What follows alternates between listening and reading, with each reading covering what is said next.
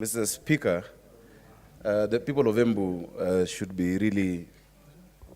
know that they're blessed to have Senator Njenga. Thank you for bringing this. The Bible says in the book of James that true religion is taking care of widows and orphans at their time of need.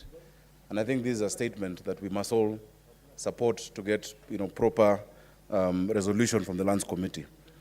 Mr. Speaker, it does not make sense how an organization that has run this institute from pre-independence towards the independence period and after, then get their status revoked for an organization that has never at any one point taken care of these children or had anything to do with that land, Mr. Speaker. Mr. Speaker, I think that needs to be resolved very quickly. But I want to add on to and to echo the sentiments of Senator Mutula Kilonzo.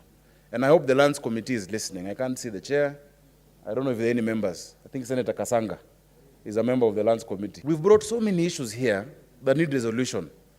The essence of having this NLC was to remove that authority from the ministry, because there had been a lot of corruption, there had been a lot of centralization of this work within the Ministry of Lands for a long time, and cartels. The reason was to bring NLC to make sure that land held in trust by the people, for the people, by the county governments and the national governments is safe. Mr. Speaker, I've brought issues without, so many times on Gikomba market. Part of the reason there are fires in Gikomba is somebody somewhere is holding a title of the 12 acres of Gikomba and tries to burn it to keep pushing these people. They must say in a resolute manner that this land is public land. Mr. Speaker, just last week, my people, homeless, thousands of them in Mukuru, Njenga. Yes, there were feeder roads being done, but they went on and demolished beyond the feeder roads. And you wonder, how do you help? How much mambati do you send? How much food do you send? Mr. Speaker, as we speak today, in what do you call this? Kamkunji constituency, yeah, California ward, there's a settlement scheme called Kinyago and Kanuku, LR 209, I know, Mr. Speaker, 20721. The residents do not know the status. Yet when the president gave titles the other day, very, very big people got those titles. That's why even the title of Mukuru Njenga is in the hands of one individual. One family has a title of the entire Mukuru Njenga, Mr. Speaker. Yet the residents of a settlement scheme like Kenya cannot get. So, Mr. Speaker, NLC, and we know the institution, the company that was given that title. A former colleague, Mr. Speaker, from the National Assembly, has been going around collecting 400,000 from poor residents so that they can stay there and not get demolished for. So when the feeder roads were being demolished, they took advantage and even went on to demolish houses of innocent Nairobians, Mr. Speaker.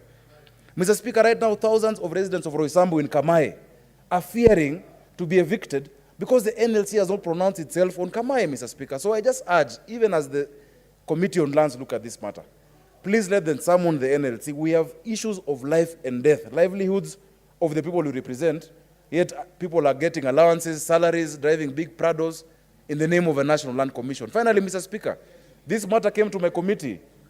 Railway pensioners, Mr. Speaker. I think it is Senator, Kaniri or who brought the issue of railway pensioners. This Green Park, which was taken by NMS, the railway pensioners were supposed to be given 1.2 billion over more than, 12 months arrears. We agreed, they started giving, and then they went quiet. Where is the NLC and all this? So I think, as we sort out yours, because Senator Njenga, yours is pretty straightforward for them to say this is the status of that land under the Catholic. They must give us an account of these issues of life and death and livelihoods of our people. Thank you, Mr. Speaker.